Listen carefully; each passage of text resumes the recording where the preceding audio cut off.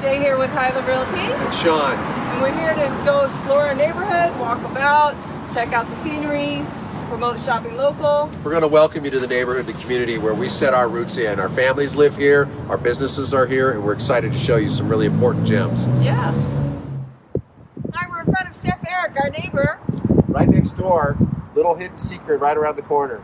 And they have some really great online Zoom summer cooking classes, so the whole family can get involved in learning how to cook during this pandemic. It's an awesome resource for the community. Lessons, date nights, all kinds of good things happen here. Chef Eric's. Hey there, we're in front of Euphoric. These are our next door neighbors. They're just east of us here on Pico Boulevard. They're an awesome addition to the community. They have been so community centric. They're very security conscious, but they also provide great services that I see many people using in the community. Check them out, Euphoric. All right, we're in front of Karen's Nails, a couple doors down from our offices. Karen, she's an institution. You want to know what's going on in the neighborhood? You go see Karen. Oh, that's true. Right? Absolutely. And you actually like to get pedicures. I come get my pedicures, but that's because I'm here with my mom, my monster-in-law, my wife, my daughters. The whole family comes in this place. And a little tidbit is Sean actually has very pretty feet. Twinkle toes. So here, this side is Louise's, and you go back into the back over to Holy Cow. Everything's good, Awesome. We're trying to use the sidewalk Like there. cafe style. Yeah, like the next to the nail salon. Yeah. Like the space. So here's a place right after my own heart. Holy Cow, right? Whole chicken, baby back ribs. I've tried the one in Culver City. I've never tried this location. I'm so excited. They're our neighbors. They've opened up, even as Louise's, they've been wonderful neighbors to us and to the community. Every festival, always donating food. They've donated to our schools. And now we're here to support them, hopefully. Oh, it's a fantastic, reliable Italian meal or the barbecue, and the barbecue is off the chains. So we're in front of the McDonald's over here on West Pico Boulevard. That's been here for quite a while now. Gosh, I guess 20 years. But when I was a kid, this was actually part of the Hyler family holdings. This was their automated repair station. There was actually a gas pump, and they had all kinds of tire services, etc. So when it transformed into the McDonald's, I was pretty happy about that, but that might have started me on a downward slide a long time ago. So we're in front of the Century World News, magazines, newspapers, every kind of periodical you could imagine. And before the days of iPads and iPhones and smartphones, this is how we got all of our data. You'd have to wait for a good magazine. There's still some great articles in here to pick up, international magazines and all kinds of entertainment. And you might have seen this featured in a number of different TV shows and movies. It's just so well known. It's one of the very few remaining stands that I know of on the west side.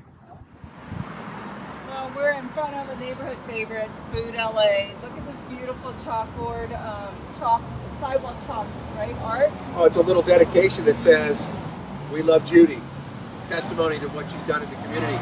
And what's trivia about this is, back in the day when I was a boy, this was Mert's Market. It was a butcher shop.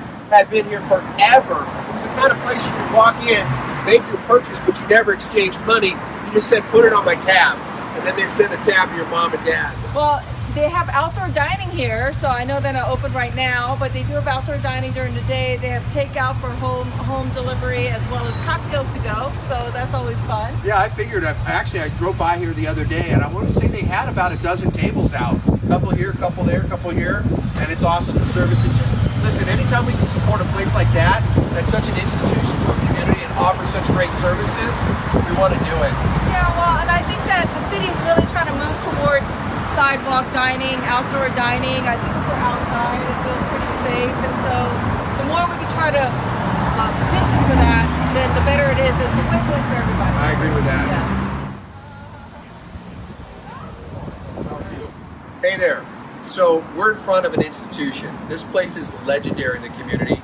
We're lucky enough to be with the proprietor, Paul Tyler, childhood friend of mine, who's made an incredible family business here at this institution, John O'Groats.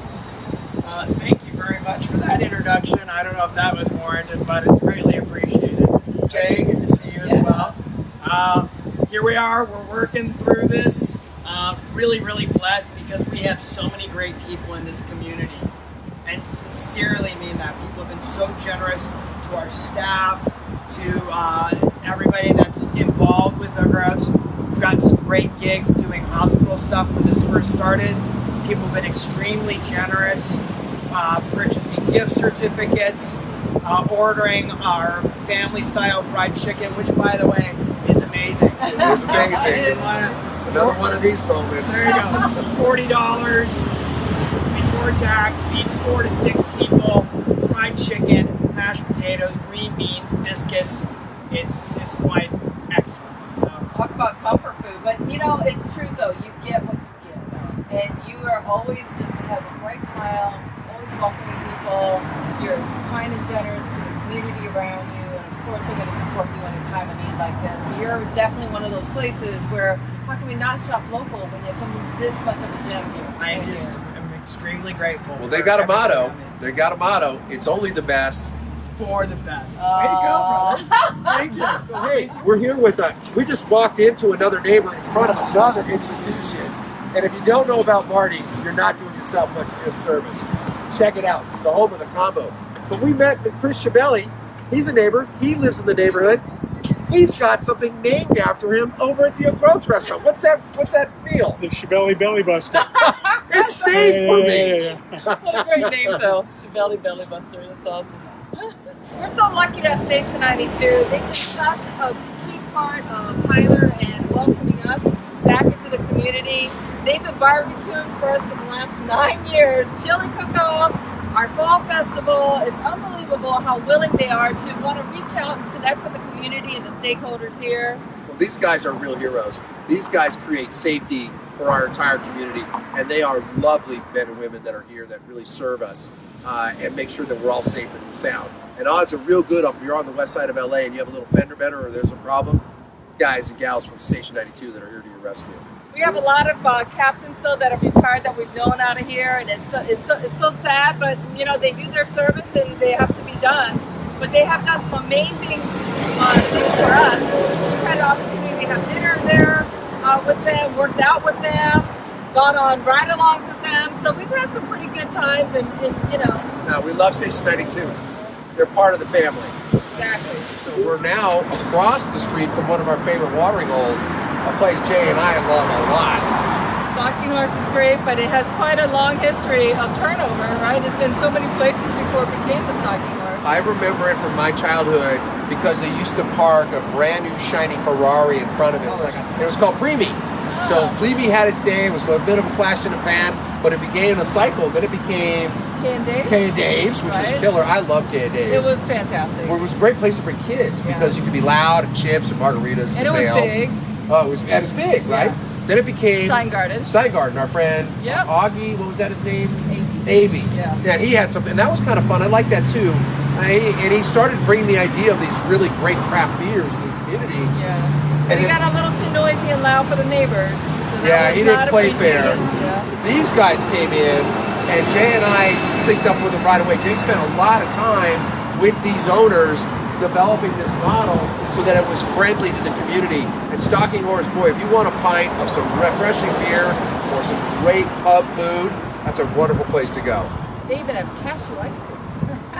Cashew ice cream? I mean, I could eat that and not feel half as guilty. Exactly. You ready for this? This was a toy store. So this was known as Jim's Toy House. And every kid on the west side knew about Jim's Toy House because there were only a couple of them. There was one up in Brentwood, there was one in Beverly Hills, and there was Jim's Toy House. And then you went to Toys R Us, which was like you lost your mind. But this one had this thing. So you come in, you greet them, and then you split to the side. And I can remember this because it was sexist. Dollies on this side, and boy trucks and dinosaurs on that side. Course. And that's when I really developed a love for dinosaurs. I get my dinosaur toys. All right, so we're in front of Children's Book World.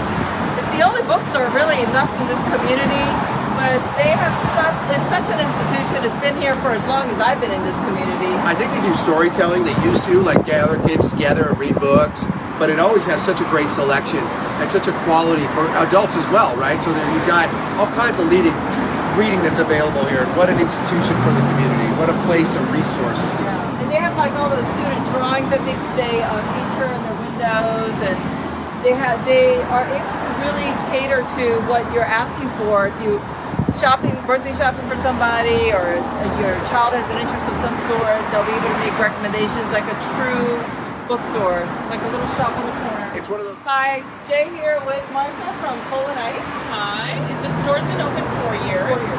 And I live right down the street in Beverlywood. So, Nice. like 6 years, 7 years. Nice. Well, she has such beautiful merchandise inside. She's been a part of the community since she opened. She's been a part of Pick Pico. I know that you style with them. I do. I Amazing. do. People come in and they get personalized care, which is really fun. And we all know each other, and it's kind of one big happy family. It's kind of fun to walk into my store. Absolutely. So yeah, I mean, we're wearing masks, and we also have a front and a back door, so there's ventilation, and obviously the store doesn't ever get too crowded, so it's actually very safe to shop. So, and it's retail therapy. When you really need it. Absolutely. All right, so Inside scoop now. we got some inside scoop. We're in front of the Teriyaki House. You might have driven by this on Pico Boulevard. Rather innocuous, kind of looks like it might be closed. But behind these doors is an exclusive by invitation only restaurant. They're selectively open a few days a week. They do robata, which I think is the meat skewers. That's what their specialty are.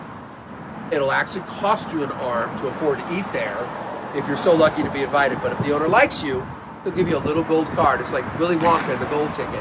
And you get to come back and invite people to come with you. It's a little known secret. If you get a chance to go to the Teriyaki House, I recommend it highly. I think they do 2 sittings, maybe 3 days a week. First time I ever discovered it, we were driving by and all of a sudden it looked like there was lightning in the back of this alleyway where you make entrance. It was Brad Pitt and Angelina Jolie coming to have dinner. I think this is like urban legend. I've never seen it. I've never seen any activity here. I've walked by it 1,000 times, and I'm like, I think this is urban legend. You'll never see it. What you will see is the light glow of lights. We're here with Alex Trumbull. Said that right? Yes. Right? Who's created a whole thing back here at the Six. Look at this place. This is awesome. Outdoor dining. Feels safe. Outdoor dining, socially distanced. We've got first responders coming in for half off to dine in the beer garden. Nice. Dodger games. Dodger games. Lakers start this Thursday. Nice. Sean's excited. I come in here to drink. I'm very excited about it. I sit there, I sit there, I sit there. And Jay's our best regular for the local drive-in that we do right in the back. Yeah, it's such a great setup. It's such a great family time. I mean, I've bonded with my kids. My first drive-in was here. Yeah. I never did a drive-in before I did that. Really? So, Oh, how cool is that? I never Wow. grew up. I mean, my parents never took me to movies growing up, Yeah, so this fair was enough. my first. Yeah, yeah. Well, and we have like kind of like a nice setup. So was there was fantastic. you came to the premium drive-in. It I think, didn't you? was, Yeah, it right. was. I know. It's Usually it's amazing. like out in the dirty old dusty roads. Is you know, in it? the back of the I have well, no kind- idea. I have nothing to growing compare up, it to. Growing up in Minnesota, yeah, it was definitely never in like the nice part. I of will Posh say part of town. the No, food, not at all, yeah. the food swag is good though. You Yes. know, to have a meal here before the movie. Well, I have to say, Alex has worked very hard on cracking the code. He's figured out a lot of different ways to serve as a restaurant and be important to the community, and they've done a fantastic job. So if you're viewing this and you want to treat yourself right, come on down to the Six and have This a good used to be a time. parking lot. Yep. This was where the parking was, and now you turned it into this beautiful beer garden. Yeah, I love yeah, it. yeah. I got to hide my dumpsters a little bit, but yeah, no, it's all set up, and we've been doing it for the neighborhood. We kind of just want to be the neighborhood watering hole, like these guys said, for everybody, and we've got great food as well. So bring the family. Don't be afraid to bring grandma, and or come on a first date. You know. Awesome.